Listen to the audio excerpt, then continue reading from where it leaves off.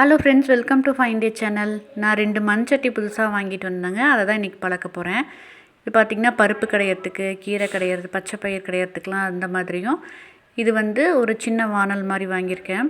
இது வதக்கிறதுக்கு, புளிக்குழம்புலாம் ஏதாச்சும் வைக்கிறதுனா தான் யூஸ் பண்ணிக்கலாம். ஏதாவது பொரிக்கிறதுக்கு கூட யூஸ் பண்ணிக்கலாம். ரொம்பவே நல்லா இருந்தது. இது கூடவே மண்ணில் செஞ்ச டம்ளர் ஒன்று தண்ணி குடிக்கிற மாதிரி, அடுத்ததான் காஃபி டீ குடிக்கிற மாதிரி ஒரு கப்பும் வாங்கிட்டேங்க. நான் மண்சட்டி வாங்கும்போது எங்கள் வீட்டு குட்டி பையன் என் கூடவே இருந்தான். அப்போது எனக்கு இது வேணும் அப்படின்னு சொல்லி வாங்கிட்டான்.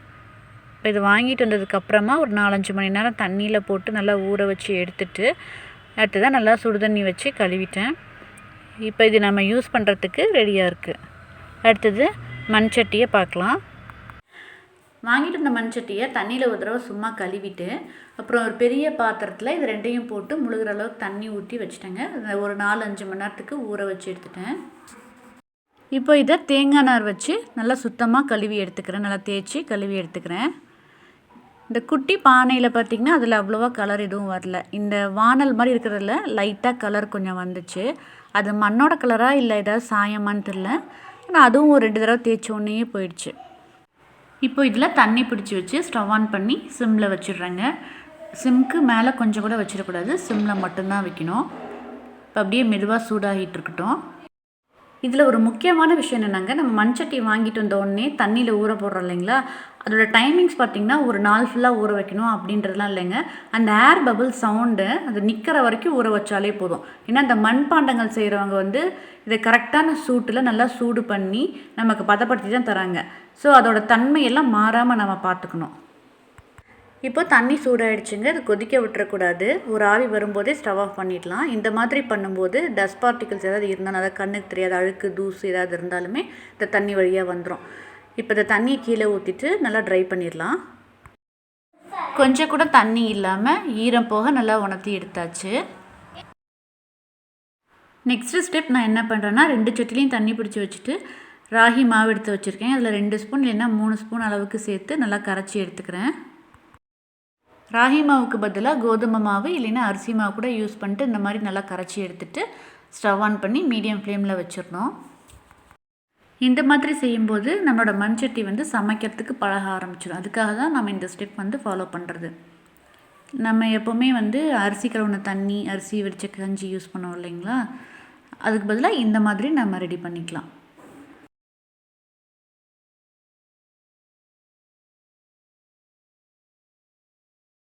இப்போ அடுப்பில் வச்சுட்டு சிம்க்கும் கொஞ்சம் அதிகமாக தான் ஃப்ளேம் வச்சுருக்கேன். இப்போ இது ஒரு கொதி வர ஆரம்பிச்சிச்சு பாருங்கள். இது நல்லா ஒரு தடவை கலந்து விட்டுட்டு இப்போ ஸ்டவ் ஆஃப் பண்ணிட போகிறேன்.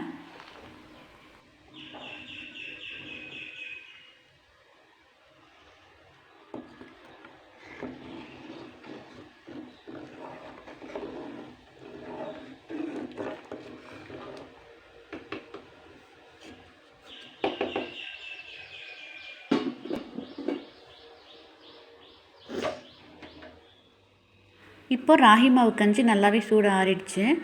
இந்த கஞ்சியை கீழே ஊற்றிட்டு தேங்காய் நார் வச்சு நல்லா தேய்ச்சி கழுவிடுறேன்.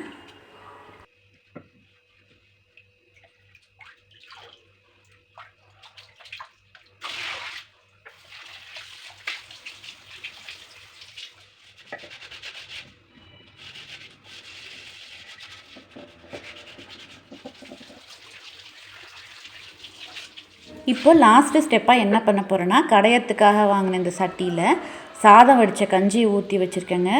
அடுப்பை மீடியம் ஃப்ளேமில் வச்சு அப்படியே பொங்கி வர வரைக்கும் விட்டுட்டு ஸ்டவ் ஆஃப் பண்ணிக்கிறேன்.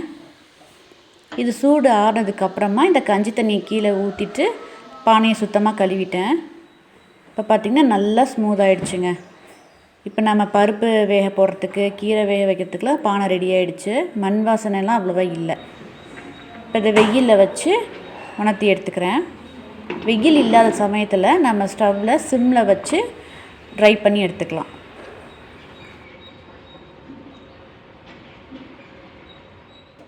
அதுவே இந்த வானலுக்கு கடைசி ஸ்டெப்பாக நான் என்ன பண்ணுறேன்னா, ஸ்டவ் ஆன் பண்ணி வானல் வச்சுட்டேன்.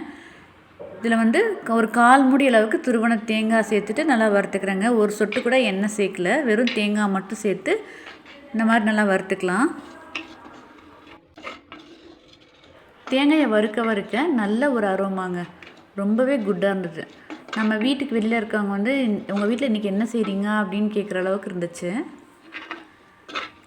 இப்படி செய்யும்போது அந்த சட்டியும் நல்ல ஒரு வாசனையாக இருக்கும். தேங்காய் சட்டியோட எல்லா பக்கமும் படுற மாதிரி பரவலாக வறுத்து விட்டுக்கணுங்க. இதுக்கு நல்லா பாருங்கள், கொஞ்சம் கொஞ்சமாக எண்ணெய் பிரிஞ்சு வருது, பார்த்தாலே தெரியும். இப்போ இந்த தேங்காய் கலர் மாறினதுக்கு அப்புறமா ஸ்டவ் ஆஃப் பண்ணிடுறேன்.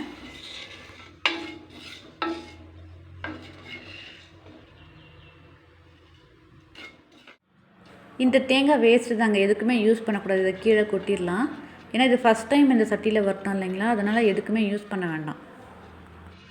சூடு ஆறினதுக்கப்புறம் பார்க்கலாம் இது எப்படி இருக்குன்னு. இப்போ பார்த்திங்கன்னா நல்லா ஆற இந்த எண்ணெய் எல்லாமே இழுத்துருச்சு. இந்த மாதிரி ட்ரையாக தான் இருக்குது. அதனால் நான் இதில் இன்னும் கொஞ்சம் ஒரு ஸ்பூனுக்கு தேங்காய் எண்ணெய் சேர்த்துட்டு இது எல்லா பக்கமும் படுற மாதிரி தொடச்சி விட்டுறேன்.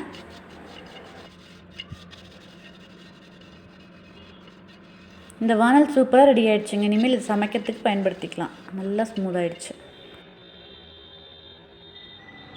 வெயிலில் காய வச்சுருந்த இந்த கடையிற சட்டியும் நல்லா ஈரம் போக காஞ்சிடுச்சு. இந்த மண்சட்டிகள் பொறுத்த வரைக்கும் ஈரம் இல்லாமல் வச்சுருந்தோம்னா தான் பூஞ்சான் எதுவும் பிடிக்காமல் ரொம்ப வருஷத்துக்கு நம்ம பத்திரமா வச்சுருக்க முடியும். அவ்வளோதாங்க, இந்த வீடியோ இதோட முடியுது. பாய் பாய் ஃப்ரெண்ட்ஸ், தேங்க்யூ.